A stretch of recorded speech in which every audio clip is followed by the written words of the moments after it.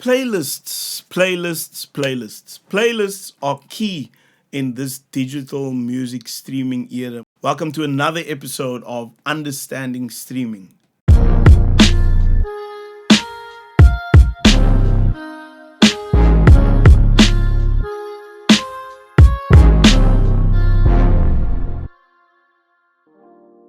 Hey everybody, welcome back. I hope that you are enjoying this series of conversations. We are learning about streaming, and I've been sharing lessons that I've personally been learning, and I'm sharing them so that you can share them with others. Last episode, we spoke about seeing your music as your audio business card.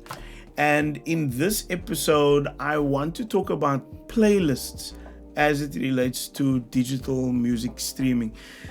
Just like with radio, and just go with me here, we want to use radio as an analogy for understanding playlists. Just like with radio, simply getting your music there doesn't guarantee that your music will be playlisted or heard amongst billions of other tracks. Okay? Let's think about that comment for a moment. In traditional radio sampling is the idea of getting your music out to radio. It's impossible to guarantee that because your music has arrived at the radio station, that it would now be heard by the listeners of that radio station. Firstly, you need to be sure that your music meets the format of the station. But if it does, that in and of itself is not enough. Your music needs to go through a process, and essentially radio stations would have like curators, a playlist committee. That might comprise of the music compiler or the production manager, some music presenters, some DJs. All of them come together and listen to submissions, and from there they decide what works best for their station format and for their particular brand. And if your music fits that format and meets the criteria of that meeting, then your music gets playlisted.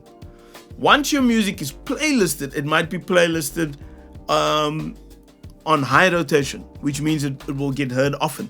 It might get playlisted on medium or low rotation, which means it might get played at different times of the day for specific audiences. Either way, there are different playlists that will guarantee that your music now will get heard. Dropping your music off or emailing your music to the radio station is not enough to guarantee that the listeners will hear your music. And so the same is true in the streaming era. Today there are billions and billions of tracks on these DSPs, and every day thousands more are being loaded. If you want your music to be heard, you can't simply upload your music to the DSP or give your music to an aggregator or a distributor to get it out there. You have to get playlisted on these platforms. And this is something that artists don't understand.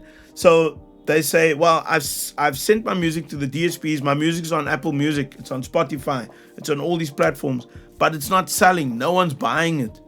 Well, are you marketing your music? But secondly, even if you're marketing it, it's probably just your immediate fan base that's picking up on it.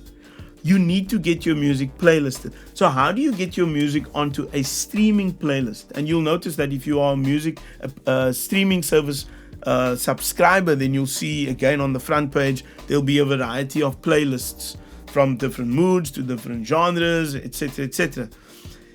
You need to make contact with the music editor of that particular DSP. And these music editors exist. Some of them even exist in South Africa. Apple has an editor in South Africa, for example. Deezer has an editor in South Africa. Social media is your friend. Google them, find them, slide into their DMs, get online, find their email, talk to them, submit your music to them, and submit your music to them well in advance of your release date. So this means you need to plan, and we'll talk more about planning releases in our next lesson. But once you've found this editor and you've sent them your music, they can then decide if this fits their format.